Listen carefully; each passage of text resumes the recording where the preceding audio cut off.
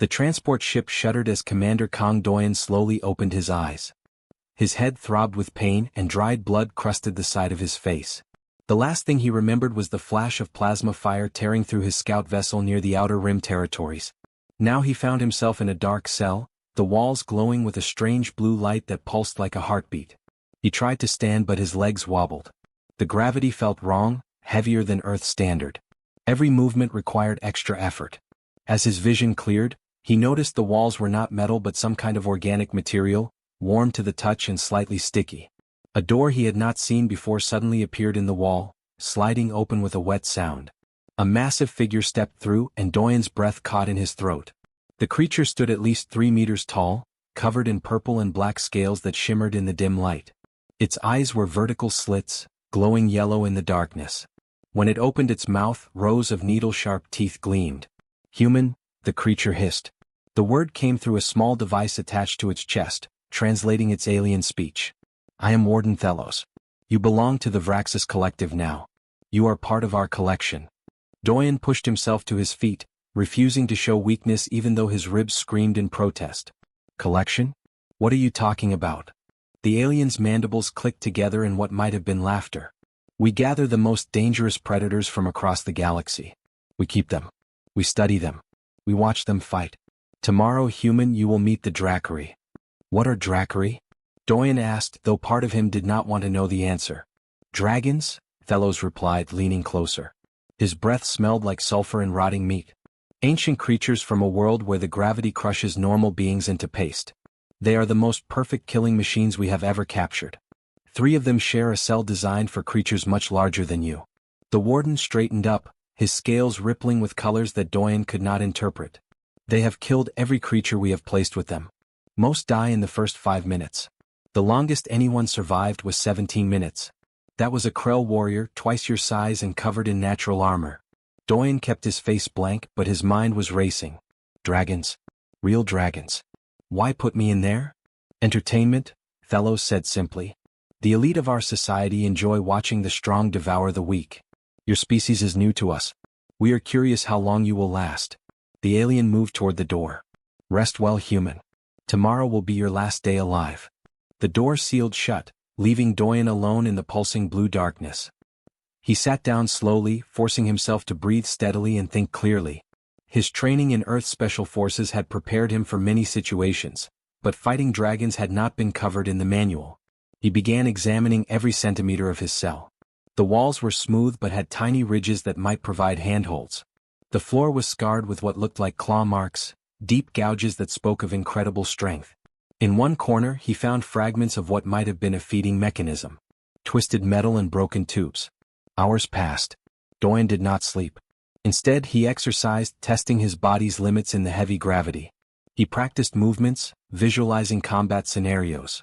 He gathered the metal fragments and tested their edges, their weight, their potential as weapons. As the cell's light gradually brightened, signaling what he assumed was morning, Doyen heard sounds from beyond the walls. Roars that made the floor vibrate. Subsonic rumbles that he felt in his chest rather than heard with his ears. The dragons were waking up. Guards appeared at his cell door. 4 of them, all Vraxis warriors like Thelos but younger and heavily armed. They did not speak as they opened the cell and gestured for him to move. Doyen walked forward, his heart pounding but his steps steady. They led him through corridors lined with cells. Through the transparent barriers he glimpsed nightmares. Creatures of crystal and shadow. Things with too many limbs and mouths that opened in impossible directions. Each cell held something that defied description, something that made his primitive hindbrain scream danger. Then they stopped at a door. This one was enormous, easily 10 meters high and reinforced with bands of some black metal. Warning symbols covered its surface in languages Doyen did not recognize, but their meaning was universal: extreme danger. Inside, one guard said through his translator, "Good luck, human. You will need it." The door began to open, grinding upward with a sound like grinding bones. Beyond it, Doyen could see a vast space disappearing into shadows. And in those shadows, 3 pairs of eyes opened. They glowed like molten gold in the darkness, fixed on him with predatory focus. The guards shoved him forward. Doyen stumbled through the opening, and the door slammed shut behind him with terrible finality. He stood in a cell that could have held a building. The ceiling was lost in darkness above. The floor was scarred with gouges deep enough to hide in. And there, watching him from 3 different positions, were the dragons. They were beautiful in the way that apex predators are beautiful, perfect killing machines sculpted by evolution. Each stood 4 meters tall at the shoulder, covered in black scales that absorbed light. Bioluminescent crests ran from their heads down their spines, currently glowing a dull orange color. Their claws were each as long as Doyen's forearm, and when the nearest one opened its mouth, he saw rows of teeth designed to tear through armor and bone. The largest dragon took a step forward. The floor shook. Its crest flared brighter, angry orange bleeding into red. It lowered its massive head, and a sound emerged from its throat that Doyen felt in his bones rather than heard. A subsonic growl that spoke of ancient hunger and the promise of violence.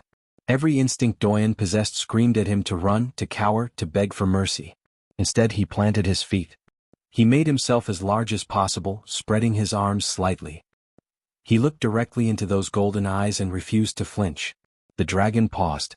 Its head tilted slightly and its crest flickered, confusion mixing with the anger.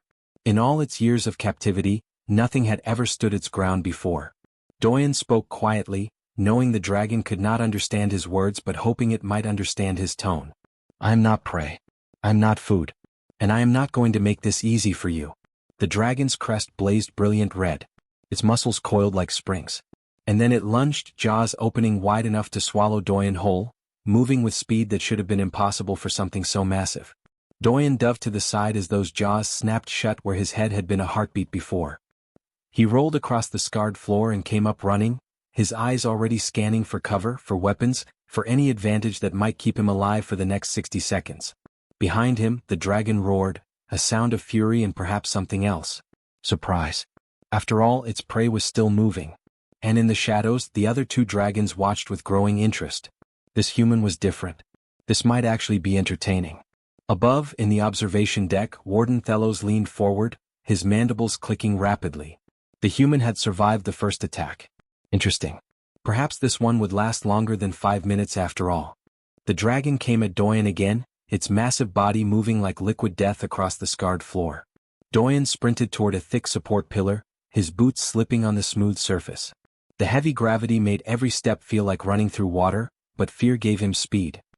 He reached the pillar just as the dragon's claws raked the air behind him. Using the pillar as a shield, Doyen circled around it while the dragon tried to follow. The creature was fast, but its size worked against it in tight spaces. When it lunged around one side, Doyen ducked under its belly and came out the other side. The dragon crashed shoulder first into the pillar with a sound like thunder. The entire cell shook. It roared in pain and anger, its crest blazing crimson. Now it was truly furious. Doyen noticed the second dragon moving to his left. They were trying to trap him between them. His military training kicked in. Never let the enemy surround you. He grabbed a chunk of debris from the floor and hurled it at the second dragon's face. It struck near the eye and the dragon flinched backward, buying Doyen precious seconds. He ran again, this time toward a broken feeding mechanism jutting from the wall. Sharp edges, maybe a weapon. The large dragon was right behind him, so close he could feel the heat radiating from its body.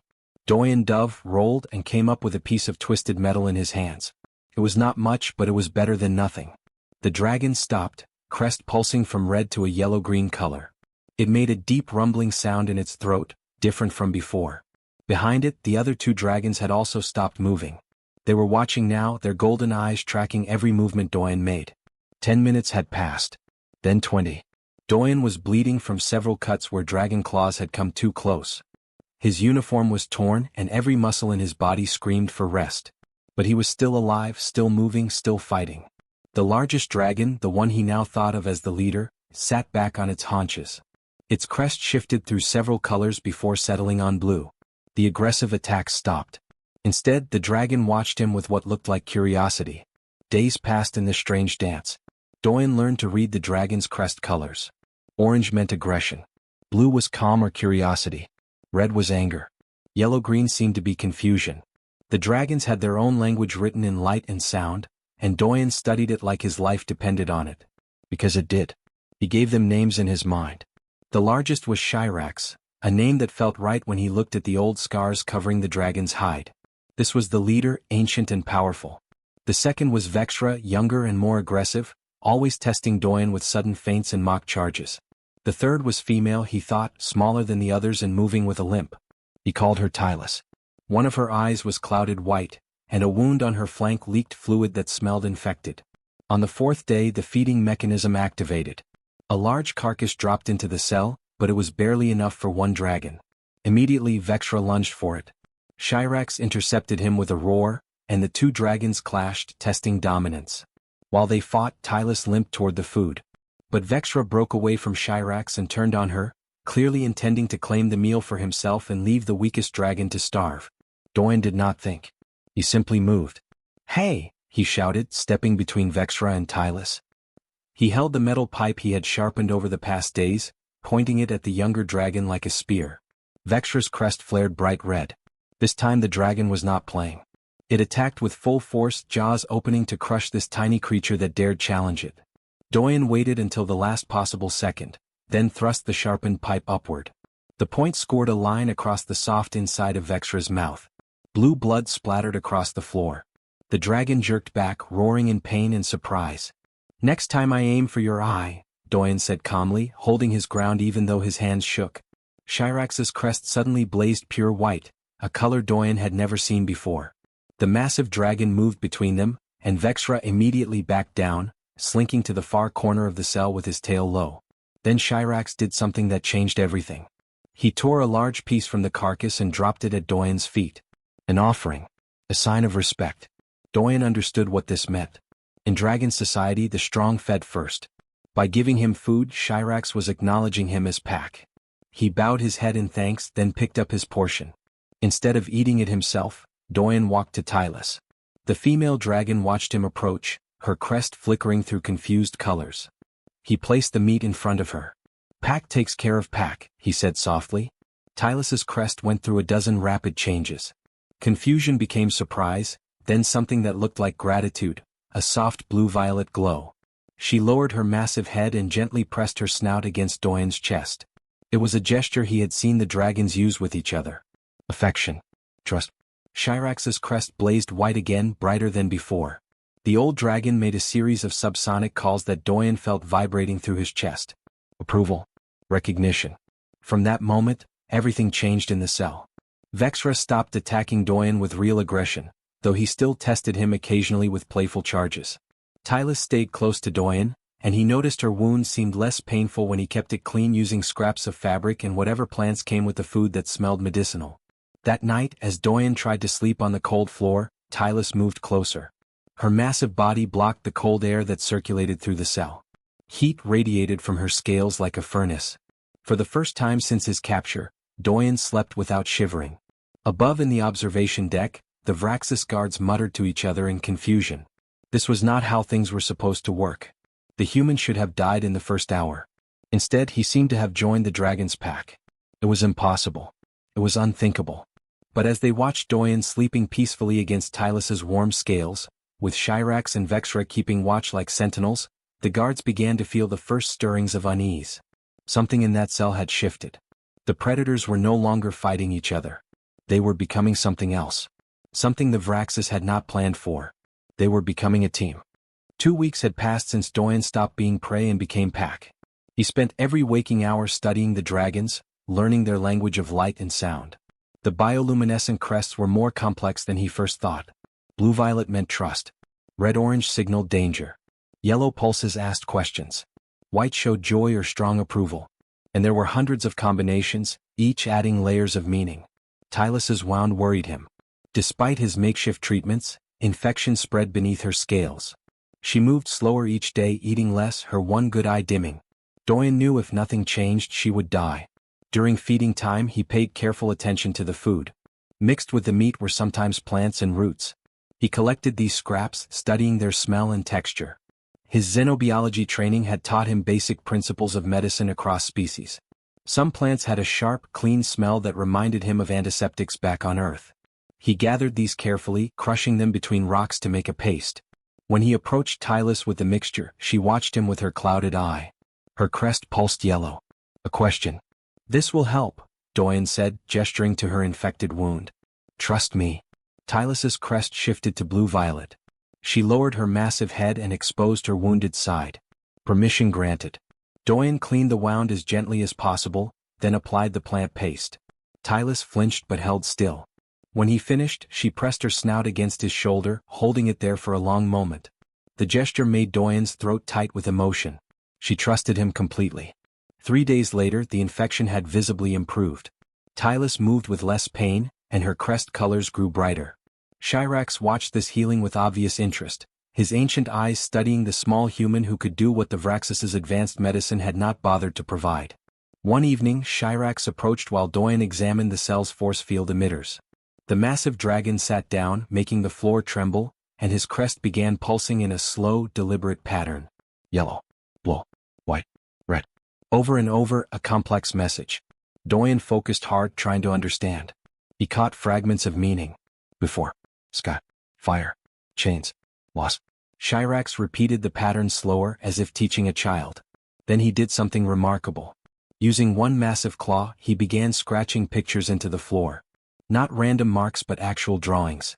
A world with mountains and vast skies. Ships descending from above. Fire raining down. Dragons fighting then falling. Chains. Cages. Cells. Your homeworld, Doyen whispered, understanding flooding through him. They destroyed it. The Vraxis destroyed your planet. Shirax's crest flared deep red, then faded to the saddest blue Doyen had ever seen. Sorrow and rage mixed together, old wounds that had never healed. The dragon had lost everything. His world. His people. His freedom. Doyen placed his hand on Shirax's scaled foreleg, feeling the ancient strength beneath. I know what it feels like to lose everything. The Vraxis killed my crew. Destroyed my ship. I was supposed to die too. He paused, then added quietly, but we are still here. Still alive. Still fighting. He knelt and drew his own pictures beside Shirax's. Earth, small and blue. Ships in space. Battles. Explosions. Then carefully he drew something new. A human and a dragon standing side by side. Between them he drew a cell door. And that door was breaking open. Shirax's head snapped toward him, crest blazing brilliant white edged with yellow. The meaning was clear. Oh, how could they possibly escape? Doyen smiled grimly. I have been watching this cell for weeks. The force field has a pattern. Every 6 hours, it cycles down for 30 seconds during maintenance. The guards change shifts at exactly the same time. If we coordinate, if we move together at the right moment. He began drawing a plan in the dirt. Shirax watched, his crest pulsing faster as understanding grew. Soon Vexra and Tylus joined them, forming a circle around the crude diagrams scratched into the floor.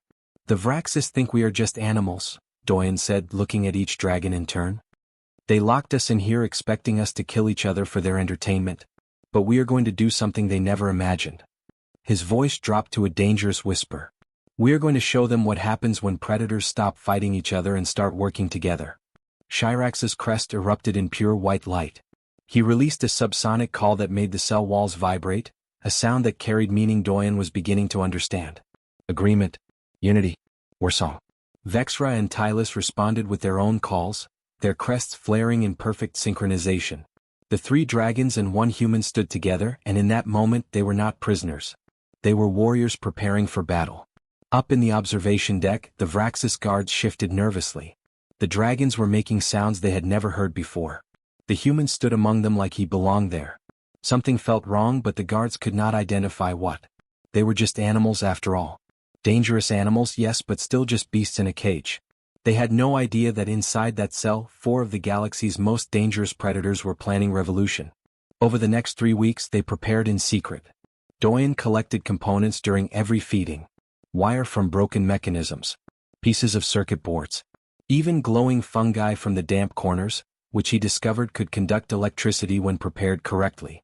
The dragons helped with their incredible strength. Vexra used his claws to pry open wall panels without alerting the guards. Tylus, with her sharp senses, memorized every guard patrol down to the second. Shirax coordinated everything through his crest language, keeping them all working together. Finally, Doyen held up his creation. A crude electromagnetic pulse device, no bigger than his fist, built from salvaged parts. It would work once. Maybe. This is it, he said, showing it to the dragons. Next shift change. During the maintenance cycle. We will have 30 seconds. Shirax's crest pulsed once. Ready. Vexra's claws scraped the floor in anticipation. Ready. Tylus's good eye gleamed with fierce determination. Ready.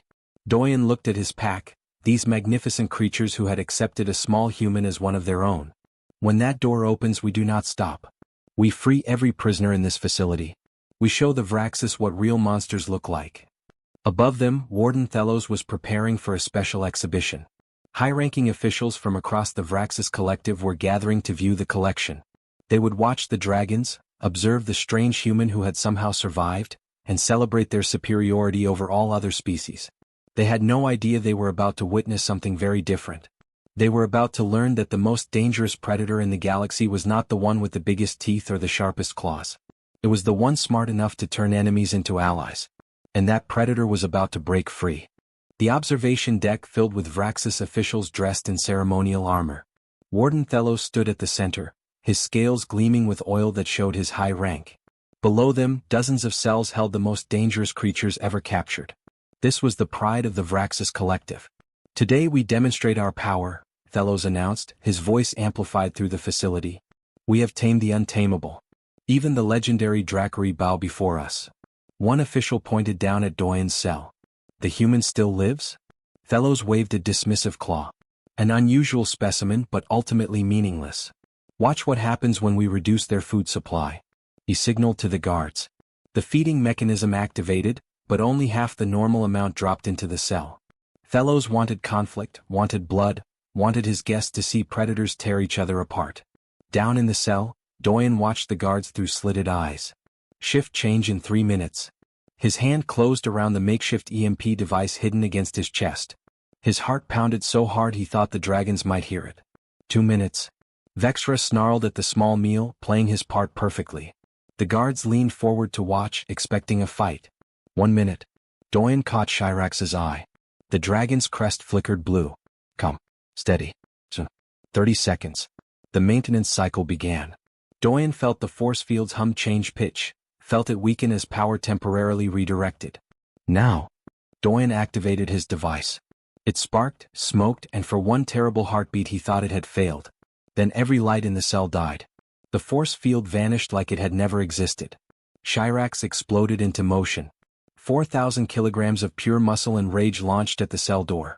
The reinforced barrier, designed to withstand sustained attacks, shattered under the impact like glass. Metal screamed.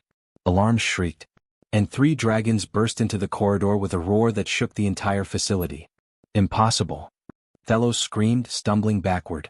Doyen vaulted onto Shirax's back as the dragon charged forward.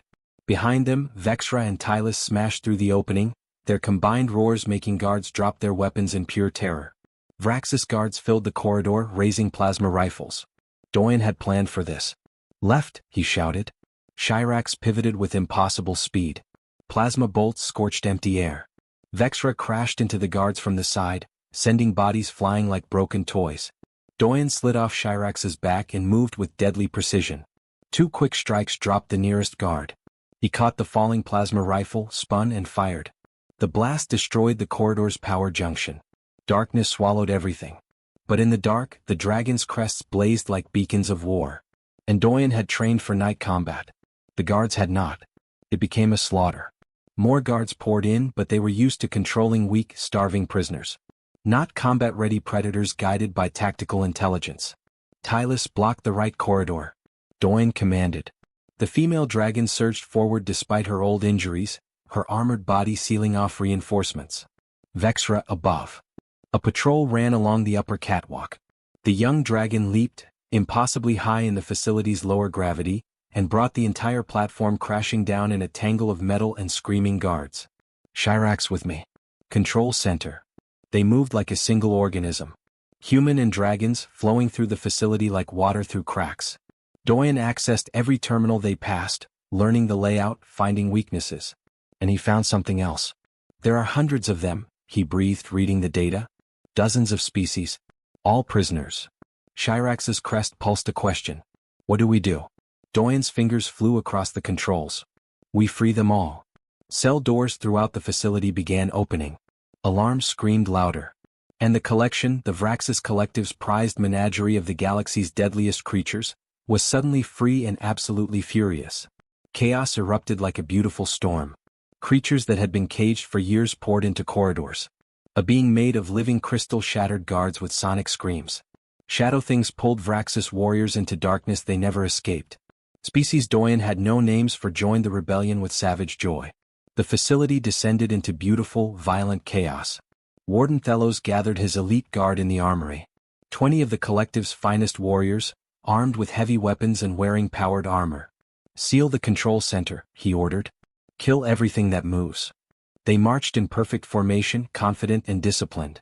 They reached the control center to find the door torn completely off its hinges. Inside, sitting calmly at the main console, was the human. Behind him stood 3 dragons like living monuments of death. Warden Thelos, Doyen said pleasantly. We need to talk. You are dead, Thelos snarled, raising his plasma cannon. Shirax moved faster than physics should allow. His tail whipped out, disarming 10 guards in one devastating strike. Vexra pounced, pinning 3 guards under massive claws. Tylus released a focused subsonic blast that ruptured the guards' inner ears, sending them stumbling blind and deaf. Doyen did not even stand. His fingers danced across the console. The guards' weapons locked up, their systems overridden. Their armor's power cells drained through a backdoor he had just created. Here is what you forgot, Doyen said, finally standing and walking toward Thelos. You thought the dragons were the monsters in that cell. You were half right. He gestured to Shirax, who stepped forward, crest blazing red like hellfire. They are monsters. Ancient, powerful, magnificent monsters who survived the destruction of their entire world. Who endured years of your torture. Who never stopped being what they are, warriors. Doyen stopped directly in front of Thelos. The warden saw something in the human's eyes that froze his blood. Not rage. Not fear. Something colder. Calculation. But you know what is more dangerous than a dragon, Warden? A human who has decided the rules no longer apply. We are not the biggest. We are not the strongest. But we adapt. We make allies. We turn your systems against you. And we never ever stop. He smiled, and it was the smile of a predator that had hunted mammoths to extinction, that had climbed to the top of its world's food chain through intelligence and cooperation. You threw me in a cell with dragons thinking I would die. Instead, I made them family. That was your first mistake. Shirax lowered his massive head beside Doyen, crest blazing white. Together, human and dragon looked at the broken warden. Your second mistake was thinking we would stop at just escaping. Doyen activated the console. Throughout the facility, in every cell block, holographic displays lit up, showing the uprising. Showing dragons and humans and 100 other species fighting together. Showing the impossible. And broadcasting it live across the entire Vraxis communication network. I am sending a message to every enslaved species in your territory, Doyen said softly. Revolution starts now. Thelos collapsed, his mandibles trembling. His empire crumbling in real time. Remember this, Doyen said. You thought you captured beasts, but you forgot what real monsters look like when you give them a reason to fight. Within hours, the facility belonged to the freed prisoners. Doyen coordinated from the control center, using the Vraxis communication systems to reach other enslaved populations across their territory. The response came faster than he expected. On 17 worlds, uprisings began. Species that had suffered under Vraxis rule for generations saw the broadcast and rose up. The message was simple and powerful. If 1 human and 3 dragons could break free, then anyone could. In the control center, Doyen stood beside Shirax, watching reports flood in. Tylus managed defensive positions, her wound fully healed and her movement strong again. Vexra led security patrols, ensuring no Vraxis sympathizers remained hidden.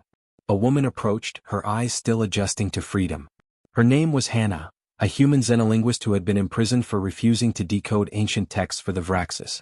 We are receiving a transmission from Vraxis High Command, she said. Put it through, Doyen replied. A hologram appeared. An old Vraxis commander, his scales bearing countless battle scars. I am High Commander Velker.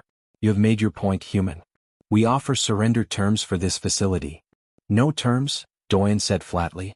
Here is what happens. You release every prisoner in every facility. You withdraw from occupied worlds. You pay reparations to every species you enslaved. Impossible. The collective will never accept. The collective is dying, Doyen interrupted, gesturing to displays showing rebellion spreading like wildfire. In 6 hours you lost 17 worlds. Your facilities are being liberated one by one. Your merchant fleets are being seized. You have 2 choices. Agree or watch everything collapse. Velker's mandibles clicked with agitation. And if we refuse? Chirac stepped forward, filling the hologram's view. His crest blazed with patterns that spoke of ancient dragon war songs, of vengeance and fallen empires. The translation system struggled to interpret the depth of meaning. Then we come for you, Doyen said quietly. And you do not want to see what happens when you give humanity and the Dracari a common enemy. The transmission ended. 3 days later, formal surrender terms arrived. The Vraxis collective agreed to everything. An empire that had stood for 3 centuries crumbled in less than a week. Representatives from dozens of freed species gathered in the facility's meeting hall. A Kethran empath named Yuna suggested they formalize an alliance. The Coalition of Free Peoples, she said. Others agreed immediately. That is above my rank, Doyen protested. I am just a soldier. Chirac's crest pulsed with what Doyen now recognized as amusement. The dragon's consciousness touched his mind, a bond that had grown stronger each day. Not luck, the thought came clearly. But strategy. Leadership. The Flame Brother is modest, Chirac rumbled aloud using the translation system. His voice was deep, ancient, carrying the weight of his people's history. Among Dracari he earned our highest honor.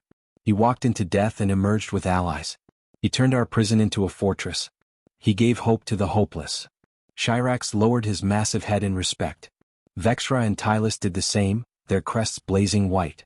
If there is to be a coalition, he should lead it, Chirac finished. Absolutely not, Doyen said. I need to get back to Earth. About that, Hannah interrupted, pulling up a display. I contacted Earth Command. They want to talk to you. Admiral Park Hyojin appeared on screen, her expression carefully neutral. Commander Kong. Your status is listed as missing, presumed dead. Imagine my surprise when I receive a message that you started a galactic revolution. Admiral, I can explain? I'm sure you can. But first, I am promoting you to captain and assigning you as Earth's liaison to this coalition of free peoples. Congratulations, Captain Kong. You just created humanity's first major alien alliance. The weight of responsibility settled on Doyen's shoulders. Ma'am, I am not a diplomat. No. You are someone who saw allies in a cell full of dragons. Someone who united species that had every reason to distrust each other. That is what we need. Not diplomats. Leaders. The transmission ended. Doyen looked around at the assembled species. Former prisoners, now allies. At Chirac, Vexra and Tylus, his pack.